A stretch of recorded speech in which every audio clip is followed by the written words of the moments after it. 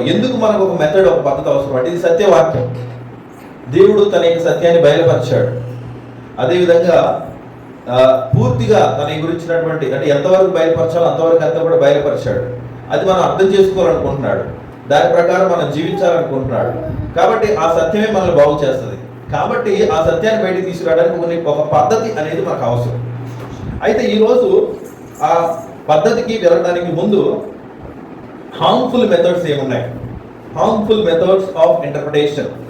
ఇక వ్యాఖ్యానాన్ని వ్యాఖ్యానించేటప్పుడు, వివరణ ఇచ్చేటప్పుడు కొన్ని హార్మ్ఫుల్ అంటే హానికరమైనటువంటి కొన్ని పద్ధతులు ఉన్నాయి. ఆ పద్ధతుల నుంచి మనం దూరంగా ఉండాలి. ఆ పద్ధతుల గురించి ఈరోజు మనం లిస్ట్ అవుట్ చేద్దాం. I list out some harmful methods of interpretation.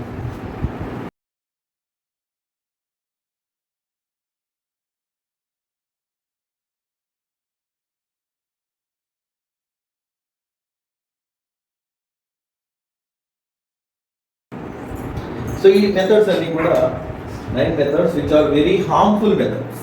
Harmful ఎందుకు అంత హానికరమైనటువంటివి అంటే ఇవి సరైన అర్థాన్ని ఇచ్చేవి కావు.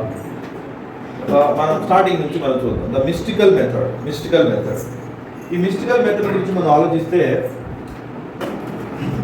దీన్ని హీథేనిజం అని కాల్ చేస్తారనమాట. హీథేనిజం అంటే ఇది అన్యులు అనుసరించేటువంటి పద్ధతి.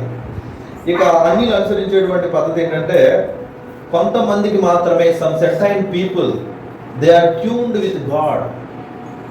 I am talking about mystical. Some certain people they are tuned with God. దేవుడితో అనుసంధానమై ఉంటారు. అంటే ఒక రకంగా చెప్పాలంటే ఋషులు అన్నట్టు. ఇది అన్యుల పద్ధతి అన్నమాట. సో ఋషులు అనే వాళ్ళు ఉంటారు, వాళ్ళు దేవుడితో అనుసంధానమై దేవుడితో వాళ్ళు ట్యూన్ అయి ఉంటారు.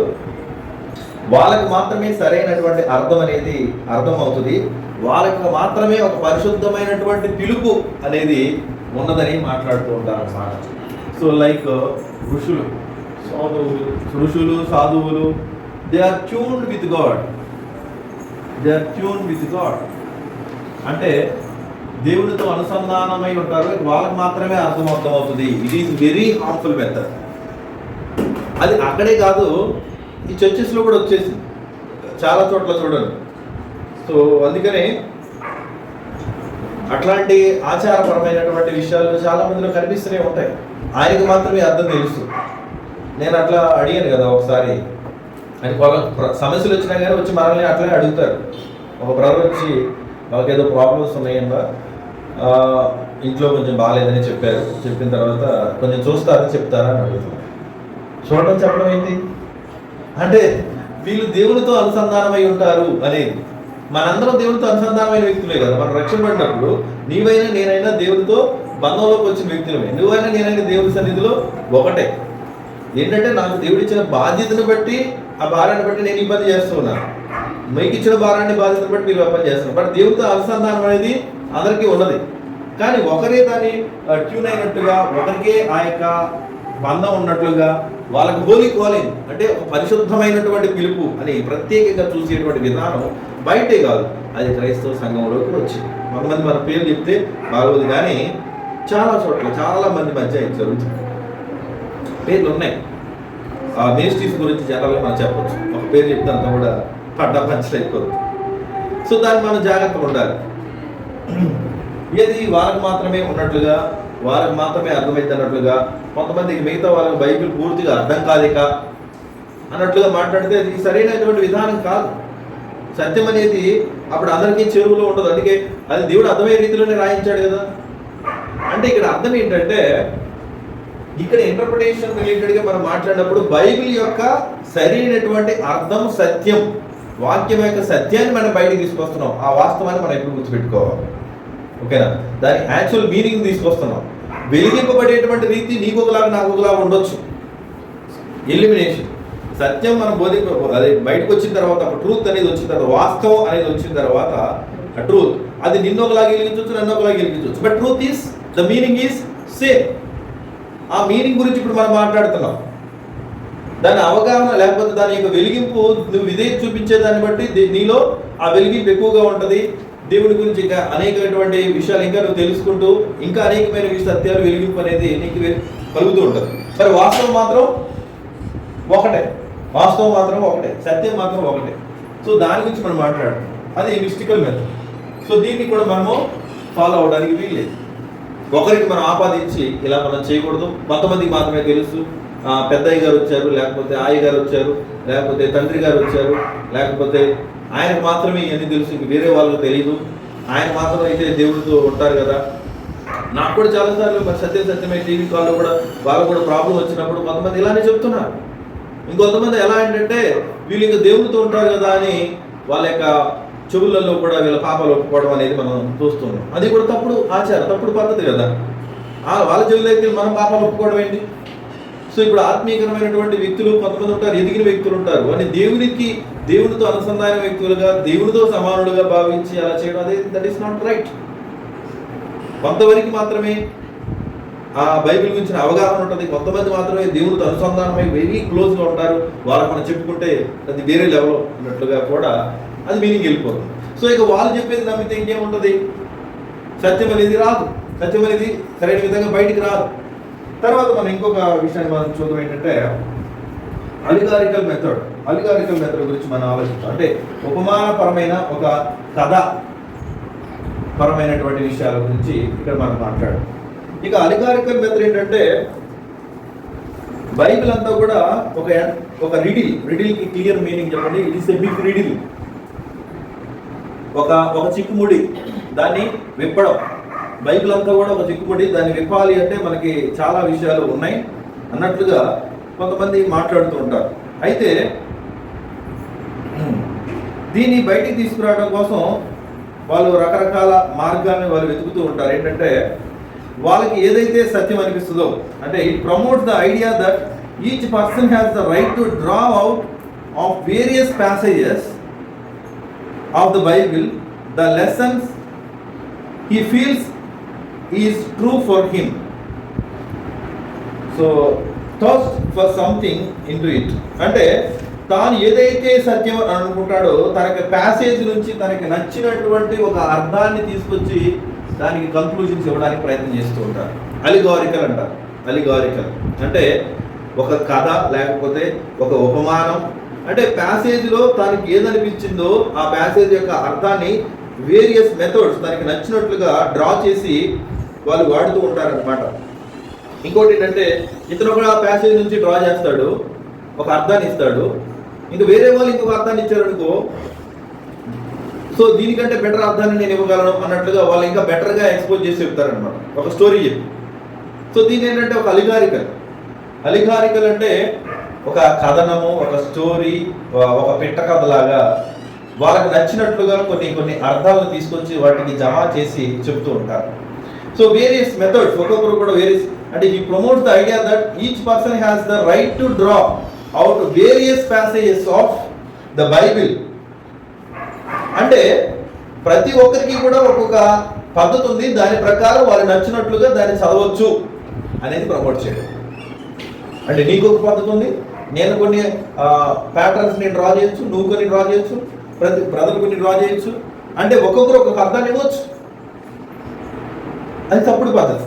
బైబిల్ విషయంలో దాన్ని మనం అంగీకరించడానికి వీల్లేదు. ఎందుకంటే మొన్న మధ్య కూడా ఒక బ్రదర్ విన్నాను, అది ఒక్కొక్కరికి ఒకలాగా వెలిగింపు ఈజ్ డిఫరెంట్. బట్ దాన్ని అర్థం చేసుకోవడానికి దానికి నువ్వు కొన్ని కంక్లూజన్స్, కొన్ని వేరియస్ ప్యాసేజెస్ లేకపోతే వేరియస్ మెథడ్స్ నువ్వు యూజ్ చేసి వేరియస్ కంక్లూజన్స్ నువ్వు ఇస్తూ ఉంటే నువ్వు కొన్ని కంక్లూజన్స్ ఇస్తున్నావు, దాని ఇచ్చినా కానీ అంటే ఇది యాక్సెప్ట్ చేయొచ్చు, అది యాక్సెప్ట్ చేయొచ్చు. How it is possible? నేను వెలిగింపు అనేది డిఫరెంట్గా ఉండొచ్చేమో, కానీ ట్రూత్ అనేది ఒకటే రావాలి కదా. 10 మందికి 10 వేరియస్గా 10 కోణాల్లో కనిపిస్తుంది కదా, అంతే అని కొట్టిపాడేసేటువంటి తత్వం. సో ఇది కూడా యాక్సెప్టబుల్ కాదు. తర్వాత మూడోది ఏంటంటే సూపర్స్టిషియస్ మెథడ్స్, అంటే మూఢనమ్మకమైనటువంటి పద్ధతి. ఏంటి మూఢనమ్మకమైనటువంటి పద్ధతి? దీంట్లో ఎక్కువగా ఏంటంటే రీజనింగ్ ఏమి ఉండదు. It is totally depends upon the emotions.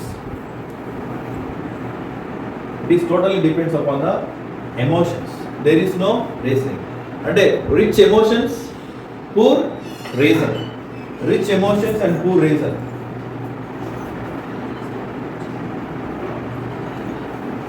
Rich emotions and poor reason అనేది ఈ సూపర్స్టిషన్స్లో కనిపిస్తూ ఉంటుంది. ఇంకొకటి ఏంటంటే వీళ్ళన్నీ కూడా హార్డ్ వర్క్ చేస్తారు, వాళ్ళ యొక్క ఆలోచనలు, దాంట్లో నెంబర్స్, దాంట్లో కొన్ని ఐటమ్స్, వీళ్ళన్నీ కూడా ఏంటంటే ఒక స్ట్రేంజ్ కన్క్లూషన్స్ అన్నీ కూడా తీసుకొస్తారు. ఒక స్ట్రేంజ్ అర్థం కాని లేకపోతే కన్ఫ్యూజెస్ యాక్చువల్ మీనింగ్ సంబంధించినటువంటి విషయాలన్నీ కూడా ఒక కన్ఫ్యూజన్ వేలోకి వాళ్ళు తీసుకొస్తారు అన్నమాట.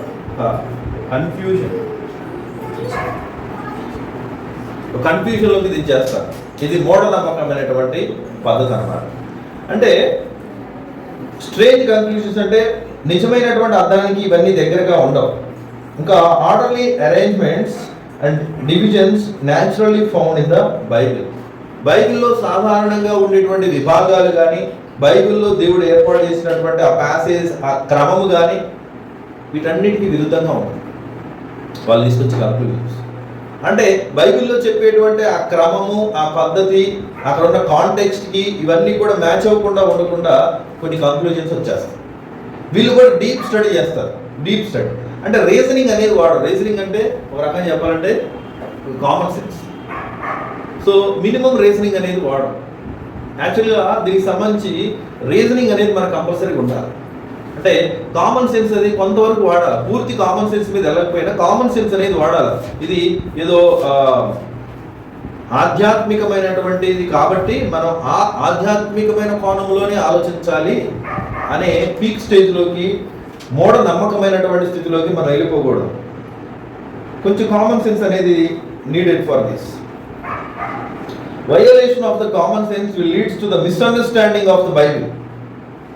బైబిల్ మనం తప్పుగా అర్థం చేసుకోవడానికి అవకాశం వస్తుంది కామన్ సెన్స్ మనం పక్కన పెడితే.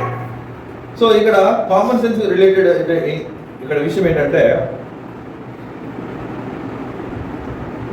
ప్రీజుడిస్ అంటే ముందుగానే తీర్పు చేసేటువంటి తత్వము, ప్రీజుడిస్ అంటే పక్షపాతము, పార్షియాలిటీ చూపించి ఒక అర్థాన్ని ముందుకు పెట్టేసుకుని దాని ప్రకారం వెళ్ళిపోవడం.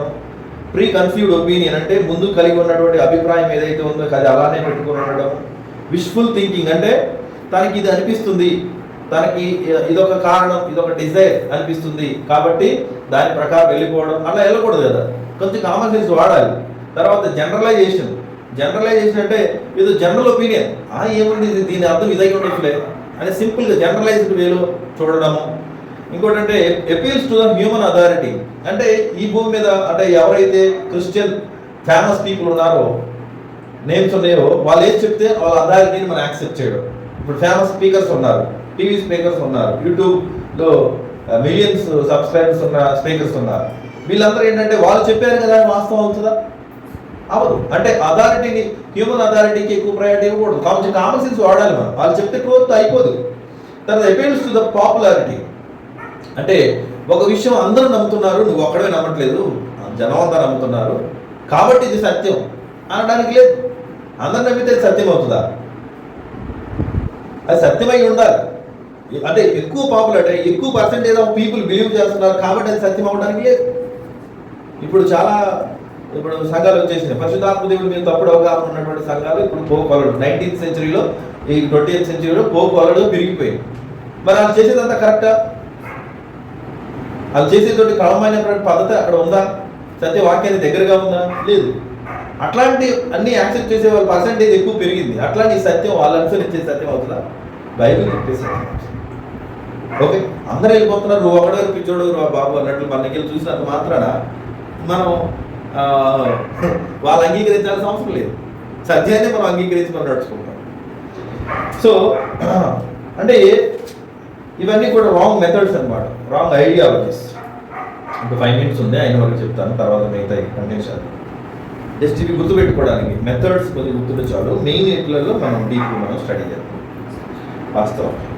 తర్వాత ఇంకోటి ఏంటంటే 4th one, that is ecclesiastical method. Ecclesiastical అంటే మతపరమైన అనేది మనం చూసాం. మతపరమైన లేకపోతే క్రమేణా డెవలప్ అయిన, మన పితరుల నుంచి క్రమేణా డెవలప్ అయినటువంటి పద్ధతి. దీంట్లో మెయిన్ ఏంటంటే చర్చ్ అంటే ఇదంతా కూడా ఎక్కడి నుంచి డెవలప్ అయిందంటే ఆర్సిఎం నుంచే డెవలప్ అయింది. స్టార్టింగ్లో ఎక్కువ సంవత్సరాలు అదే కదా ఉన్నది Roman Catholic machine. Church has the authority to give the actual meaning. That is the wrong idea. It is wrong. Church has the authority అంటే సంఘము, చర్చిలో ఉన్నటువంటి లీడర్స్ కానీ, చర్చ్ అథారిటీ కానీ, చర్చిలో ఉన్న క్రీడ్స్ అంటే నియమ నిబంధనలు, వారి యొక్క విశ్వాసాలు కానీ, so church leadership. So final authority అనేది ఎవరికి ఇస్తారు అంటే మెయిన్లీ ఒక ఎగ్జాంపుల్ చర్చ్ లీడర్స్ లేకపోతే టోటల్ చర్చ్ తీసుకునే నిర్ణయాలు ఏదైతే ఉందో అంటే చర్చ్ అనేది అర్థం ఇస్తున్నారు. ఇది రాంగ్ ఐడియా. అంటే చర్చిలో ఉన్నటువంటి లీడర్స్ అప్పట్లో ఆర్సిఎం చర్చిలో ఉన్నటువంటి వాళ్ళు, అక్కడ ఉన్నటువంటి పోప్స్ కానీ, హైయర్ అథారిటీ పీపుల్ కానీ వాళ్ళు ఏ అర్థం ఇస్తే అదే అర్థం తీసేసుకునేవారు. అంటే వాళ్ళు ఫాలో అయ్యేటువంటి ఒక క్రీడ్, వాళ్ళ యొక్క విశ్వాసం. అందరూ కలుస్తారు, ఒక డిస్కషన్ చేస్తారు, ఒక కంక్లూషన్కి వస్తారు. అంటే చర్చ్ తీసుకునేటువంటి నిర్ణయాలు, దీని అర్థం మన చర్చ్ ఏది చెప్తే అదే. అది ఎలా అర్థం ఇస్తుంది? చర్చ్ కాదు కదా మన అథారిటీ ఇవ్వాల్సింది. దేవునికి అథారిటీ ఇవ్వాలి, దేవుని వాక్యానికి అథారిటీ ఇవ్వాలి. నేను చర్చికి కానీ నీ యొక్క కామన్ నెక్స్ట్ వస్తుంది రేషనాలిటీ, నీ యొక్క రీజనింగ్ కానీ ఎక్కువ అథారిటీ ఇచ్చి హై ప్రిఫరెన్స్ ఇచ్చి మనం ట్రీట్ చేయకూడదు సత్య విషయం. ఓకేనా? So church is not giving the true meaning of the Bible. అంటే చర్చ్ లీడర్షిప్ ఏదైతే ఫైనలైజ్ చేస్తుందో అనేక అర్థాన్ని మనము ఫైనల్ చేయడానికి ఇప్పుడు ఉన్నటువంటి సిచ్యువేషన్ మనం చెప్తూ ఉన్నాం. ఓకేనా? సో అప్పుడు ఆర్సిఎం పీపుల్ కూడా ఆ విధంగానే చేసి సరైన అర్థాన్ని తీసుకోవాలి. రక్షణ ఉంది, రక్షణ గురించి వాళ్ళు ఏం కంక్లూడ్ చేశారు? విశ్వాసం, లేకపోతే విశ్వాసం ద్వారా రక్షణ అనేది బైబిల్ చెప్తుంది. వాళ్ళు ఏం కంక్లూజన్స్ ఇచ్చారు? చర్చ్ లీడర్స్ అంటే ఎవరు? సంఘ పెద్దలు అంటే ఎవరు? తాగి తిరిగేవాళ్ళు. అదే కదా ఇప్పుడు బయట జరుగుతుంది అంత అదే. ఇప్పుడు కూడా చర్చెస్లో ఎవరు నిర్ణయాలు తీసుకున్నారంటే వాళ్ళ సంఘ పెద్దలు ఏంటి, వారికి ఉన్న క్వాలిఫికేషన్స్ ఏంటి, అట్లాంటి క్వాలిఫికేషన్స్ ఉండవు. సో అప్పట్లో కూడా అట్లాంటివి జరిగింది. సరే స్పిరిచువల్గా ఉన్నారు, స్పిరిచువల్గా ఉండి చక్కగానే వెళ్తున్నారు. బైబిల్కి అర్థాన్ని ఇవ్వడానికి వాళ్ళు ఎలా ఫైనలైజ్ చేస్తారు? ఒక మెథడ్ అనేది ఉండాలి. అది ఈ చర్చ్ ఫాలో అయినా, ఆ చర్చ్ ఫాలో అయినా, ఎవరు ఏ పర్సన్ ఫాలో అయినా ఒక మెథడ్ ఉండాలి. There should be one meaning. దేవుడు ఏదైతే బయలుపరిచాడో దానికి ఒకటే అర్థం, ఒకటే సత్యం ఉండాలి. నీకు ఒక సత్యం, అలాగ ఒక సత్యం అనేది ఉండదు. We have to remember that. అయితే అట్లా క్రమమైన మా పితరులు, మా తల్లిదండ్రులు, లేకపోతే అప్పుడున్నటువంటి ఆ పాస్టర్స్ ఫాలో అయిన వచ్చారు. ఆ క్రీడ్స్ బేస్ చేసుకుని ఈ బైబిల్ని వ్యాఖ్యానించాలి అని అంటే కూడా దట్స్ నాట్ ఆల్ రైట్. తర్వాత ఐదో విషయం ఏంటంటే ద డాగ్మాటిక్ మెథడ్, అంటే పిడివాదం అనేటువంటి అర్థాన్ని కూడా తీసుకొస్తుంది. దీన్ని నేను చదువుతాను. Catholicism during the Dark Ages church design to rule spiritual matters, practice of proof testing. One can prove most anything. అంటే practice of proof testing,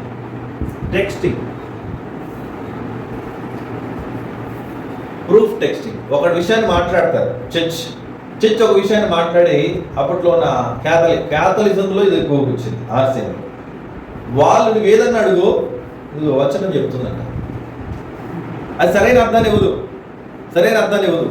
నువ్వు ఏదైనా చెప్పు, ఒక ప్రూఫ్ టెస్టింగ్ మెథడ్ అనమాట. One can prove most anything. తాను ఏదైనా కానీ prove చేయగలరు. ఆ రకంగా ఈ డాగ్మాటిక్ మెథడ్ని వాళ్ళు వాడుతూ వచ్చారు. అంటే ఒక రకంగా చెప్పాలంటే ఒక వక్రీకరణ పద్ధతి. ఇంకా మీకు అర్థం కావాలంటే ఒక ఎగ్జాంపుల్ చెప్తాను. ఎవరంటే మహమ్మద్ షఫీ ఏదైనా ప్రూవ్ చేయగలడు. యేసుక్రీస్తు చచ్చిపోలేదని ప్రూవ్ చేస్తాడు, యేసుక్రీస్తు దేవుడు కాలేదని మాట్లాడుతూ ఉంటాడు, అసలు యేసుక్రీస్తు రక్తం కాలేదంటాడు, ఏదైనా ప్రూవ్ చేయగలడు బైబిల్ నుంచి. ఓకేనా? అంటే రాంగ్ వేస్, తనకి నచ్చిన టెక్స్ట్ దాన్ని వక్రీకరించేటువంటి పద్ధతి అంటారు అనమాట. వక్రీకరణ పద్ధతి తను చేసేది అదే వక్రీకరణ పద్ధతి. కొన్ని లిటరల్గా తీసుకునేది, లిటరల్ మెథడ్ని కూడా మనం చూస్తాం. సో ఇది ఒక డాగ్మాటిక్ వే అనమాట. దాన్ని ప్రూవ్ చేస్తాను అన్నట్లు ప్రతిదీ కూడా అలా ఆపాదించి తప్పుడు అర్థాన్ని తీసుకొచ్చేటువంటి పద్ధతి. ఆనది ఏంటంటే రేషనల్ మెథడ్, అంటే హేతువాదం. ఇప్పుడు ప్రజెంట్ జరుగుతున్నది అనమాట మోడర్నిజం అంటే present MODERN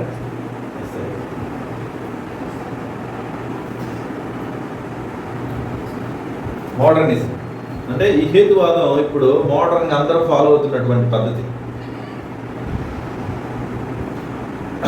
very nearly the rule of unbelief. దీన్ని రేషనలిజాన్ని రీజనింగ్ అని కూడా మనం పిలుస్తాం. రీజన్ అంటే వాళ్ళకి ఏంటంటే ఒక కారణం ఉండాలి. సో దీంట్లో ఎవరంటే జాయిన్ చేసేది మనము ఆయన పేరేంటి ఫేమస్ పర్సన్ అన్నట్లు ఇంటర్వ్యూ చేసిపోయాడు. మొన్నటి వరకు బయట నరేష్ మాట్లాడాడు. బయట నరేష్ ముందు మొన్నటి వరకు ఒక ఆయన హిందువుల నుంచి బయటకు వచ్చి ఇంటర్వ్యూ చేశాడు. ఇప్పటికీ కూడా ఇంటర్వ్యూ ఇస్తూ ఉంటాడు. అప్పట్లో కొన్ని షోస్లో కూడా ఆయన వస్తూ వచ్చాడు. ఆయన పేరు నాకు గుర్తు రావట్లేదు. సో ఓకే, అయితే వీళ్ళందరూ రీజనింగ్ చెప్తూ ఉంటారు. సుమన్ టీవీలో వస్తాడు, మిగతా టీవీలలో కూడా వస్తూ ఉంటాడు. పేరు గుర్తు రావట్లేదు, యూట్యూబ్లో కొడితే వస్తాడు ఆయన పేరు. నరేష్ ఆయన ఫేమస్. హిందువుల్ని కూడా అదే అంటాడు. ఫేమస్ పర్సన్ పేరు గుర్తు రావట్లేదు. ఓకే, తర్వాత గుర్తొచ్చి మనం చూద్దాం. ఆయన ఏంటంటే reasoning, human reasoning superior to anything revealed in the Bible. అంటే మనిషికి ఉన్నటువంటి రీజనింగ్ ఏదైతే ఉందో ఇక వాళ్ళు అవే నమ్ముతారనమాట. రీజనబుల్గా లేదంటే దాన్ని నమ్మరు. రీజనబుల్గా లేదంటే ఒక కారణం ఉండాలి, అంటే ఒక ఫార్ములాకి మ్యాచ్ అవ్వాలి. ఒక ఫార్ములాకి మ్యాచ్ అవ్వాలి అంటే వాళ్ళ యొక్క ఐడియాలజీకి వాళ్ళ రీజనింగ్కి పెద్దపీట వేస్తారు. ఇది ఫిక్స్ అవ్వట్లేదు అనుకుంటే సార్, ఫిక్స్ అవ్వట్లేదు అనుకుంటే బ్రదర్, మ్యాచ్ అవ్వట్లేదు అనుకుంటే బ్రదర్, రీజనింగ్ కనిపించట్లేదు అంటే రీజనింగ్కి పెద్దపీట వేస్తారు. మన ఫార్ములాకి మ్యాచ్ అవ్వట్లేదు అనుకో సత్యం కాదు అన్నట్లుగా. సో ఇది కూడా very harmful method. It is very harmful method. Reasoning అంటే ఇంకోటి ఏంటంటే వీళ్ళు అన్రీజనబుల్ థింగ్స్ కొన్నింటిని బిలీవ్ చేయలేక దాన్ని రిజెక్ట్ చేస్తారు. ఎట్లాంటివి అంటే virgin birth of Jesus Christ, ఆయన కన్యక గర్భాన్ని జన్మించాడు. అది ఎలా పాసిబుల్? రీజన్ సెట్ అవ్వట్లేదు వాళ్ళకి. That is possible to God. యేసుక్రీస్తు చేసిన మిరాకిల్స్ చనిపోయిన వాళ్ళు ఎలా లేపుతాడు అంటే నా రీజనింగ్ సెట్ అవ్వట్లేదు. అంటే హ్యూమన్ అథారిటీ, నా జ్ఞానానికి మించి అయితే అక్కడ ఏమి ఉండదు. నా రీజనింగ్కి సెట్ అయ్యేవి ఉంటాయి, దాంట్లో రీజనింగ్ సెట్ కానివి పక్కన పెట్టాలి. అది ఎలా పాసిబుల్ అండి? అది ఎలా పాసిబుల్ కాకపోతే నువ్వు అసలు నువ్వు పుట్టడమే చాలా గ్రేట్. నువ్వు పుట్టి బతకడం, నువ్వు మాట్లాడటమే గ్రేట్. దాన్ని రీజనింగ్ నువ్వు ఎలా ప్రూవ్ చేయగలవు? నీలో ఉన్న సెల్స్ కానీ నీలో ఉన్న ఇన్ఫర్మేషన్ కానీ నువ్వు ఎలా దేన్ని ప్రూవ్ చేయగలవు? దేన్ని నువ్వు డికోడ్ చేసి మాట్లాడగలవు? అసలు నీకే పెద్ద రీజనింగ్ అనేది నీకే తెలియదు. నీ రీజనింగ్ అందనేటువంటి కాంప్లెక్స్ థింగ్సే నీలో ఉన్నాయి, దానికే తెలియదు. కానీ సో ఆయన యొక్క పుట్టుక గురించి మాట్లాడడం కానీ, ఆయన చేసిన మిరాకిల్స్ కానీ, యేసుక్రీస్తు చనిపోయిన వాడు తిరిగి లేవడం, పునరుద్ధానుడు అవ్వడం, ఇది రీజనబుల్గా నాకు ఫార్ములా సెట్ కావట్లేదు కాబట్టి I cannot believe. So it is also very harmful method.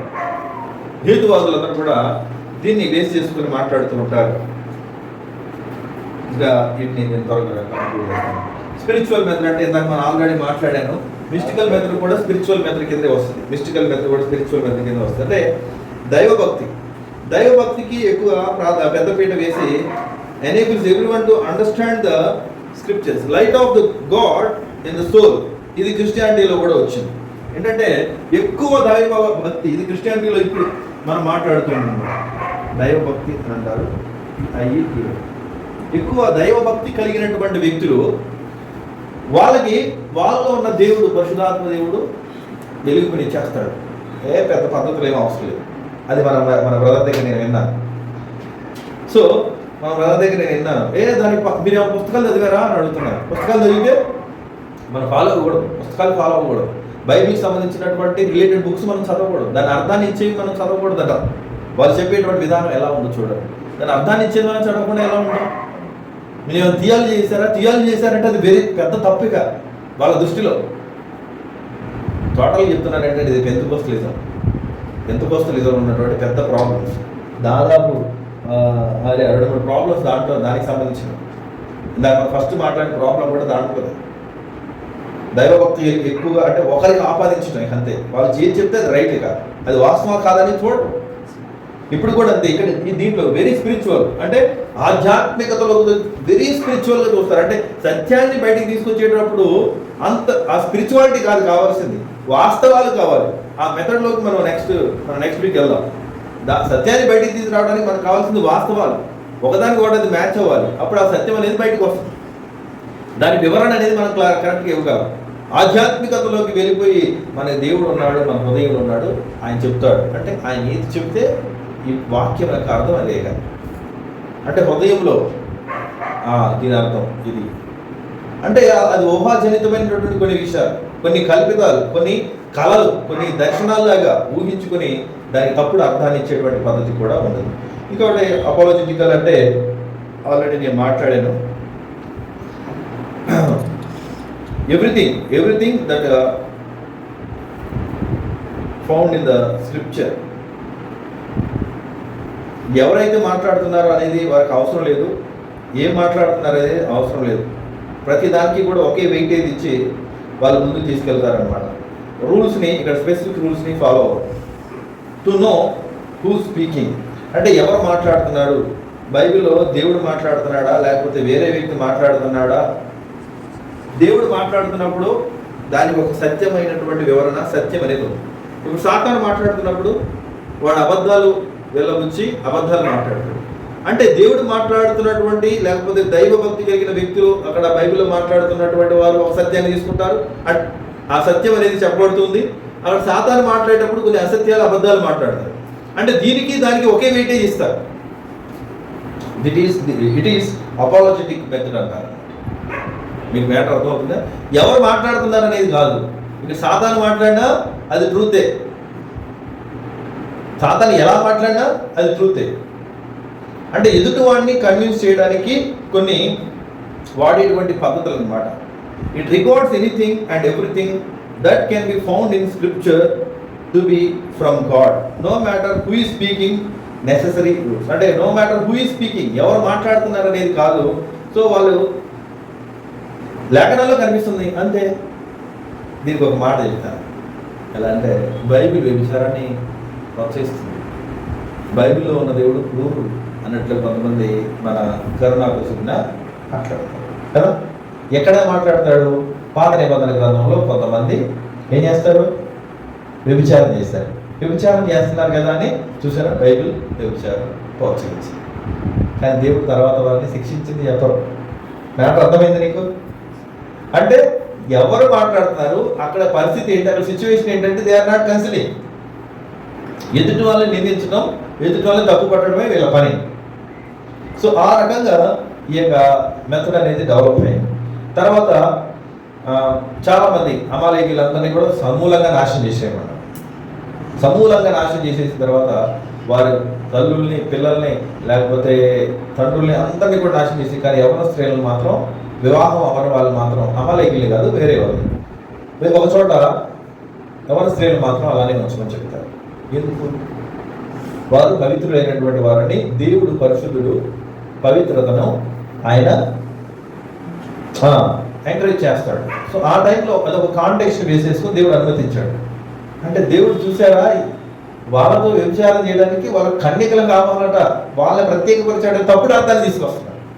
దానికి ఒక రీజనింగ్ ఉంది కదా.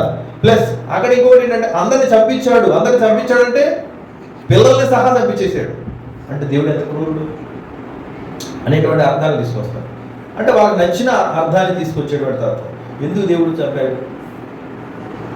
వాళ్ళ ద్వారా ఒక భయంకరమైనటువంటి ఆచారం అనేది ముందుకెళ్తాం. ఒక వ్యభిచారం, మనుషులు చంపే తత్వం, పిల్లల్ని ఆహుతి ఇచ్చే తత్వం. పిల్లల్ని ఆహుతి ఇచ్చేసేస్తారు అగ్నికి, పిల్లల్ని మెడలు కట్ చేసి పాతి పెట్టేటువంటి తత్వం, భయంకరమైన ఆచారాలు ఉన్నాయి. దేవుడు అట్లా దేవుని యొక్క ఉగ్రత వారి మీదకి వచ్చి వారిని నాశనం చేసింది. పిల్లలు చనిపోతే వెళ్ళి పరలోకలేదు కదా. తర్వాత ఆ పిల్లల ద్వారా అది నెక్స్ట్ జనరేషన్స్ కూడా అందకూడదని అక్కడ దేవుడు అక్కడ ప్యాకప్ చేయడానికి దేవుడు స్టాప్ చేయొచ్చు. There are some reasons. అంతేకాని దాన్ని క్రూరుడు అని పేరు పెట్టడానికి క్రూడు ఉందా?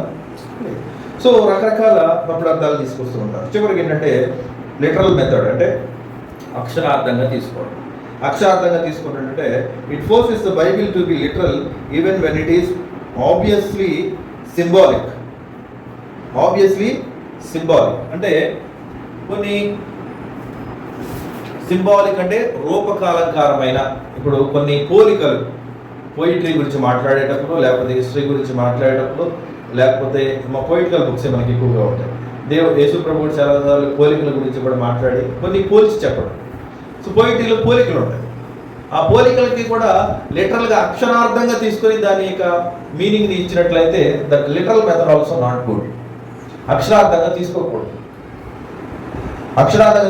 మనం వాస్తవాలు చూడాలి. అంటే ఇక్కడ అర్థం ఏంటంటే పొయిటికల్ బుక్స్ని ఒక వేలో మనం స్టడీ చేయాలి, హిస్టారికల్ బుక్స్ని ఒక వేలో స్టడీ చేయాలి, గాస్పెల్స్ని మనం ఒకలాగా, దాంట్లో ఉన్న ఉపమానాలు పారాబుల్స్ని ఒకలాగా మనం స్టడీ చేయాలి, ఎపిసిల్స్ పత్రికలని ఒక పద్ధతిలో మనం స్టడీ చేయాలి. అక్కడ వాడబడినటువంటి పదజాలాన్ని లేకపోతే గ్రామాటికల్ థింగ్స్ని మనం కన్సిడర్ చేయాలి. బక్కీగా అక్షరార్థంగా ప్రతిదీ కూడా ఇంటర్ప్రిట్ చేయకూడదు. అంటే ఇన్స్పైర్డ్ అండ్ అన్ఇన్స్పైర్డ్ అంటే అన్నిటికీ కూడా ఈక్వల్ గుర్తింపును మాత్రం ఇవ్వకూడదు అన్నమాట. ఫర్ ఎగ్జాంపుల్ ఏదో చెట్టును పోల్చాడు అనుకోండి, జనరల్గా మాట్లాడుతున్నాను, ఒక చెట్టును గురించి మాట్లాడుతుంటే దేవదారు వృక్షము వలె ఉన్నాడు అంటే దేవదారు వృక్షము లావుగా పొడుగ్గా అందంగా ఉంటుంది అంటే బహుశా అది దేవదారు వృక్షం గురించి మాట్లాడుతూ ఒక బలము లేకపోతే బలంగా ఉండే దాని గురించి మాట్లాడుతున్నాడు అనుకోండి. వీళ్ళు దాన్ని ఎలా తీసుకుంటారంటే అంతవరకే తీసుకోరు, ఆ దేవదారు వృక్షానికి ఉన్న ప్రతి దాన్ని కూడా పోల్చేస్తారు. దాని వేరులు కానీ, దాని కొమ్మలు కానీ, దాని ఆకులు కానీ ప్రతిదీ కూడా కన్సిడర్ చేసి దాన్ని ఆపాదించేటువంటి ఒక పద్ధతి. దాన్ని దేవదారు వృక్షము వలె అని అన్నాడంటే ఒకవేళ బలంగా ఉన్నదాన్ని బట్టి. ఇంకొకటి ఏంటంటే హేరోద్ని యేసు ప్రభు ఏమంటారంటే ఆ నక్కకు చెప్పుడి అని అంటాడు. ఆ నక్కకు చెప్పుడి ఏంటంటే హేరోదు బహుశా అప్పుడు నక్క అయి ఉంటాడు, లిటరల్ మీనింగ్ అవుతుంది. ఆ నక్కకు చెప్పుడి అంటే దాని అర్థం ఏంటి? ఆ నక్క లాంటి స్వభావము అన్నట్టు అర్థమవుతుంది. లిటరల్గా తీసుకుంటే ఏ రోజు నక్కగా మారాడు, దాని యాక్చువల్ మీనింగ్ తీసుకుంటే నక్క వలే అని అర్థం. అంటే లిటరల్గా డైరెక్ట్గా వెళ్తే మీనింగ్ రాంగ్ అవుతుంది. సో ఇవన్నీ కూడా రాంగ్ మెథడ్స్. మరి రైట్ మెథడ్ ఏంటంటే that is called inductive method. Right method, sorry for the late.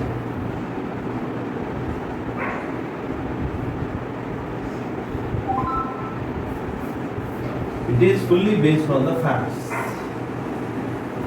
and వాస్తవాల మీద డిపెండ్ అయిపోతుంది. దాని గురించి మనం వివరణ నెక్స్ట్ వీక్లో మనం చూద్దాం. It is fully based on the facts.